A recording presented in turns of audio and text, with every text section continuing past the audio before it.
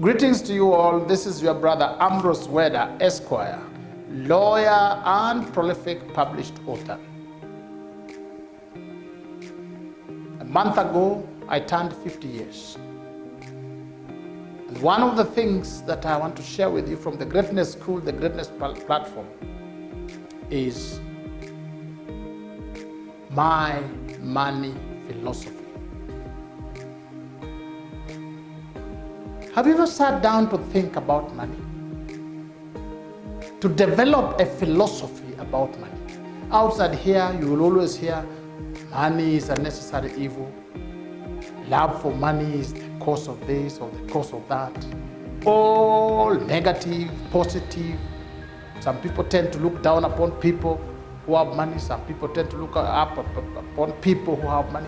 Have you ever developed a money philosophy? What money is to you? I have received a lot of guidance from the Bible.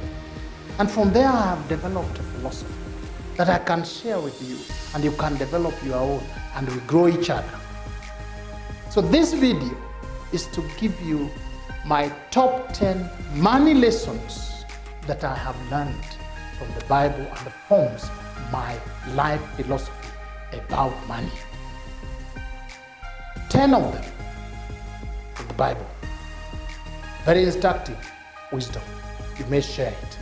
Philosophy lesson number 1. Interestingly, this goes like this. Money is good. Do you know who introduced money? God himself, the creator of all things. The first thing he did to the first man, Adam, was to introduce him to money. Put him in the Garden of Eden. He told him to take care of it. But he told him that underground in the land of Avila, there is gold. And even told him that gold is good.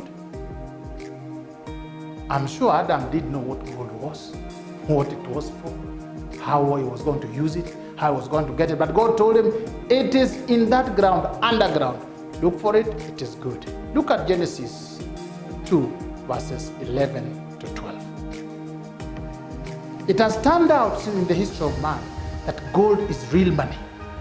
Gold is precious metal. And as God said, it is good. It remains the truest form, the most true form of money storage, money measurement, money. It is precious. Remember, that is the first thing God gave Adam, money, gold. When Jesus Christ was born, the first thing he was given was money, gold. The wise men, the magi who visited him, took to him gold among two other things, frankincense, myrrh, and that formed his financial foundation until he went into ministry. When the Israelites were leaving Egypt, the first thing they were given was silver and gold. They were asked to borrow from the neighbors. And they took everything. So they left Egypt rich. Money is good. Number 2, money is an answer. Money is not a problem.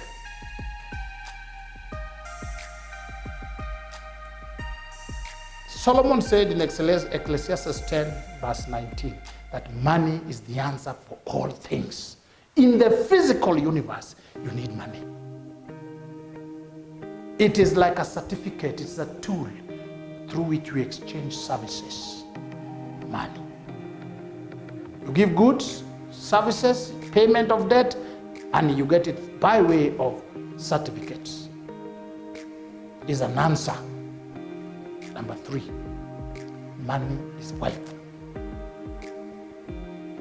God himself, the creator of all things, said he gives us power to make wealth. He knew wealth is good. He knew you need it. You knew it is good. In fact, the book of Deuteronomy 8:18 is written, but you shall remember the Lord your God, for it is he who is giving you power to make wealth. to fulfill the promise he gave to our great-grandfather Abraham. Wealth, riches, all culminating into money. So money is wealth, and it gives you access to things of value. Wealth is access to things of value. Number 4, money is grown.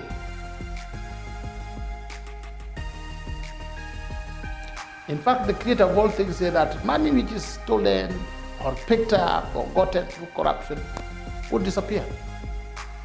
But if you want it well, you gather it little by little. In other words, you grow it. Money that grows is money sourced from honest means. And then you grow it little by little by little, and it becomes bigger and bigger and bigger. You look at the Proverbs 13:11. It says, dishonest money dwindles away, but whoever gathers money little by little makes it grow. So money is grown. It's a philosophy I believe in, that I grow, and I have seen it grow. Number 5, money is attracted. You don't look for money. You don't search for it. You sit and you attract it. How do you attract it? By providing value. The marketplace is looking for value. You will not see a top surgeon walking around looking for patients. They look for him. You will not see gold looking for us. We look for the gold. You provide value in the marketplace and it attracts money. Work is the seed for getting money. And they say diligence attracts a lot of money. You look at Proverbs 10 verse 4, it says, a slack hand causes poverty, but the hands of the diligent makes him or her rich. If you are diligent, you become rich. What is the basis of diligence? Work. How do you work? Providing value. Philosophy number 6. Interestingly, money can master you or me. It can be a master. There are only 2 things which can master a human being. That is God himself or money. And the creator of all things says, you can't serve 2 masters. You will either hate one or love another. Work for one or abandon the other. And therefore you cannot serve God or serve money. He said, money can master you. So what did he say? That you should never love money, because it is a tool. If you love money, it becomes your Lord, your owner, and you worship it. The creator of all things says, what do you love? You love God, you love yourself, number 2, and with that love, you love your neighbor, you love a fellow human being, not implements, not money, not medium. So remember, money can master you, and that has kept me careful with money. Philosophy number 7. Money comes from investments. Money comes from you invest it to grow. When you plant money, it becomes a seed. When you spend it, it is a harvest. And it grows from investments. In fact, the creator of all things wants you to have many investments, many of them. How many? He wants you to invest in a minimum of 7 ventures, better still, 8 ventures. Not 6, not 5, not 4, not 3, not 2, 7 or 8. And he says, because you don't know what will happen in a day. Look at Ecclesiastes 11, verse 2. Invest in 7 or 8 ventures. That is my philosophy, that money comes from investment, not from corruption, not from theft, not from stealing, not from being given investments. Philosophy number 8. Money is a voice. Money gives you influence. is a magnet. It attracts people to you, makes people listen to you, makes you become valuable, and therefore with the authority, with a voice that people can listen to. There's something which is very interesting, recorded in the Bible by King Solomon. Ecclesiastes 9:14-16. Allow me to read it for you.